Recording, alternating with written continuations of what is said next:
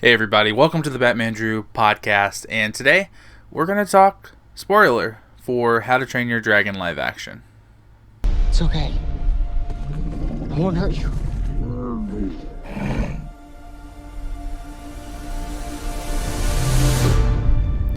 Alright guys, thank you for joining us as we go over the spoiler review for How to Train Your Dragon. And if you don't know what a spoiler review is, it pretty much means you haven't seen the movie. Don't watch this, because I'm going to talk openly about the movie itself. However, I will give some context here. If you've seen the original How to Train Your Dragon animated, you've seen this movie, okay? But let's talk about some of the key takeaways that I got from the movie that aren't spoiler, right? So before we dive on in, just overall in general, I thought the movie was really good. Again, it is pretty much a act for act remake of the animated movie, but I don't think that's a bad thing. Look, you're damned if you do, damned if you don't with these live action adaptations. Either you're too true to the original, or you're not original enough away from the original that people think, why did you make it in the first place? So you can't win. At the end of the day, make a good movie. And How to Train Your Dragon live action is a really, really good movie. I think that it's age appropriate, meaning that I think that kids are going to enjoy it. Like, I think that if we took Grayson to it, I think he would get a lot out of it. But then I also think that it is, made for the parents in mind as well. Like, they understood coming back to this franchise years later that you were going to have parents like me that are going to want to take your kids to go see this movie because you remember seeing it when you were growing up. And I think they did a really good job of hitting on that nostalgia, but still giving us a much different experience than what we got when we saw the animated version of it. It's obviously live action, it's a different medium, but I thought all in all that they did a really good job of putting this movie together. So let's jump into some spoiler discussion. So I'm going to give you 3 takeaways that I didn't care for, along with 3 things that I loved about the movie, and then we'll kind of give our overall opinions, alright? So the 3 things that I kind of felt were amiss in this movie. It felt very small in scale. And I don't know if that was maybe the green screen they were shooting against. I don't know if it was just, the fact that you are isolated on this island with this one village. But in a world where there's dragons and Vikings, I felt like we were, like, the whole movie took place in like a small cul-de-sac in a neighborhood. Like, it just felt very small. Even when Hiccup hits Toothless and Toothless falls to the ground and Hiccup goes to go explore to find Toothless, I kind of felt like, okay, Hiccup walked about 45 feet in his backyard and found where Toothless had fallen to, right? So now I'll get into why I feel like that turned into a positive here in a second. But all in all, again, I just kind of felt like we were very small in scale. And in a world where there's dragons, I know that we're isolated on this island with the queen bee dragon, right? But it didn't feel very immersive at the beginning of the movie. Now, a lot of other reviews that I've seen talk about the first act of the movie in the first like 10, 15, 20 minutes being a little bit hit and miss. And I could see that. Like, it does kind of start out like the original, like the animated version does. And I think you saw how that translated well in the animated version, but not so much in the live action, especially with all the exposition that you got in the very beginning of it. But I do honestly believe that, the movie makes up for it once you get, honestly, to Toothless' first, his test flight. But until then, it just seemed very small. It just seemed very, like we weren't living in a true fantasy world. So that was one of my biggest dislikes about the movie. I also felt that at times that it, instead of doing a adaptation of the movie, it was just trying to do an imitation of the animated movie. Especially, I think, where I felt that the most was with Hiccup and with the twins, the brother and sister. Again, I think that you're damned if you do and damned if you don't. But the brother and sister were very much like what you got in the animated version, and I feel like they kind of should have changed that a little bit. I think that at times it didn't come across genuine, like two brothers and sisters who fight and who are annoying. I think it came across like a poor Saturday Night Live skit of them trying to imitate those characters. But where it really bothered me the most was Hiccup, voice. I don't remember the actor who voiced the Hiccup in the animated movie, but his voice is so iconic, I guess, and it's so obvious like who the individual is. And I think it did well with the animated version of who we got with Hiccup.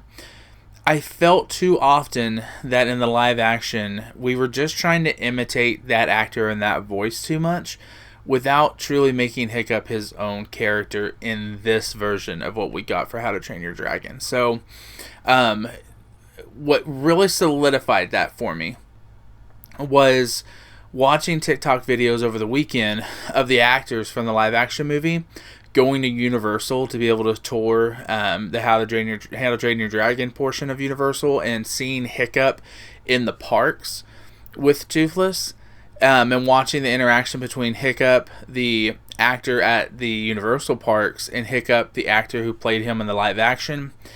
It really felt like a lot of imitating, and I think that took me out of the movie sometimes. I still think the actor did a great job, and honestly, one of the biggest complaints I've seen out there is Astrid. With all due respect, you're an idiot. If her being in the movie is a problem, if her race being in the movie is a problem, at the end of the day, just get a good actor or actress to play that part. And this girl, who was Sarah, the daughter of Joel, in the first season of The Last of Us, she's a great actress. Did a really good job. And to be honest, I think Astrid was one of the strongest points of this movie. So, but again, I kind of felt like Hiccup was a little bit of an imitation of the cartoon versus its own character in this movie. And that kind of took me out of it just a little bit too. But the third thing that I really disliked about this movie, in a world where post-credit scenes are all the norm, this post-credit scene is dumb. Like, there is no point in staying for the post-credit scene. And obviously, if you're watching this, you've already seen the movie. But for the post-credit scene, all it is the credits quit rolling. Which the credits were great because they had a lot of cool background with, like, Viking scripts and stuff like that. So I thought they did a good job of keeping us entertained with the credits, which made it even more disappointing whenever we got to the post-credit scene, and all it was Hiccup opening that original drawing and just tapping his fingers a couple of times, and then that was it. No real, reason, I guess, to sit here and watch this post-credit scene. And I think that it was the worst on Scarlett because she had to use the restroom extremely bad by the time that movie was over. We stayed to see the post-credit scene, and you heard an audible sigh from the crowd that stayed whenever it came on. It just wasn't worth it. I thought it was a dumb thing to do. Like, you could have easily put that.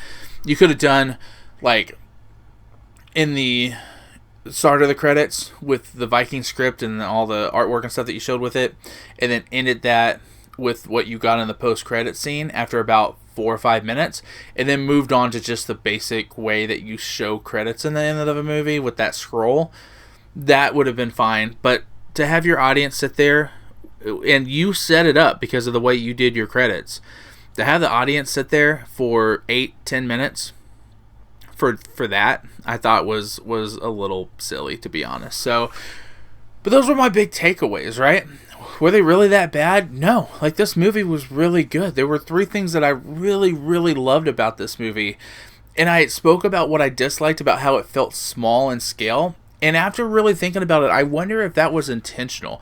Because the moment that Toothless has his test flight, it really, to me, seemed like the world opened up. Like, I think that if it wasn't intentional, it was a happy accident that the movie felt so small in scale. But then once Hiccup rides a dragon for the first time, it just seemed like the world opened up to him. Not only did the visuals and the island they were on and everything just come to life, but it just felt like this world had endless possibilities, where before I just felt like we were stuck at a dead end of a cul-de-sac in a neighborhood. So the test flight for Toothless, phenomenal. I loved the visuals that we got with it. I love the the true genuine fun it seemed like Hiccup was having on that test flight. I loved the relationship and build up with Toothless and Hiccup. We'll talk about that here in a second, because that's one of my things that I love the most. But what I think this movie did a great job of was creating tension and emotions in a movie that we already knew what the outcome was going to be. I found myself, when Toothless comes to save Hiccup in that arena, I found myself like very tense about like, why are they doing this? Like, leave Toothless alone. Like, I was so invested in the setup of that scene, knowing that I knew full damn well how it was going to end. Like, I saw the animated movie. But to be able to create that much tension and that much emotion in a movie that we already know what's going to happen, and that was really truly an act-for-act remake of the original, I think that is a masterclass when it comes to directing and your the way that you film the movie and the sound editing and everything. It's truly, like, I realized halfway through the movie, like I said, that I was getting emotional about a movie that I already knew and seen the ending of. So I thought that was wonderful. And I think all of that is because we truly bought the relationship between Hiccup and Toothless. They did a wonderful job of building that relationship just like they did in the animated movie. But I think it had a lot to do with the design of Toothless in general. Like, I think they hit that nostalgia by not really changing the design of Toothless, but still letting us buy into the fact that this was not only the Toothless that we loved from the animated movie, but he fit well in this live action world. And then the interactions between Toothless and Hiccup were truly seamless throughout the movie. To the point where, again, when Toothless goes up, or I guess goes down to catch Hiccup and save his life at the end of the movie, we knew that was going to happen. We've seen the animated movie, but I truly felt like it was a huge sacrifice and everything on Toothless's part to catch Hiccup. Like, I felt like that was his friend. And I think that setup between Toothless saving Hiccup in the arena, Hiccup coming and saving Toothless on the boat, and then the interaction between Toothless's dad, Gerard Butler's character, and Toothless when they're underwater and Gerard Butler's character frees Toothless. It really set up to kind of pull at your heartstrings whenever he catches his Hiccup at the end of the movie. So honestly, bravo, great job on that aspect of your film.